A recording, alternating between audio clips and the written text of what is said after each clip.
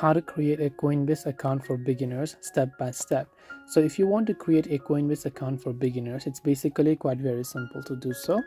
All you have to do is go ahead and then first of all make sure to launch the Coinbase app. Now if you already have an account, from the top right you'll find an option that says sign in, where you can just directly sign into your account. But if you don't and you want to learn how to create an account, then in that case you just want to tap on the create free account option from the bottom. Now this page might actually not be visible to you due to security reasons, but basically over here you have to enter your first name, your last name and your email address, then agree to that terms and conditions and tap on continue. Once you've entered your first name, last name and email address, it will ask you to verify it with your email and also choose a password, and as soon as you've done that, your Coinbase account would have been successfully created.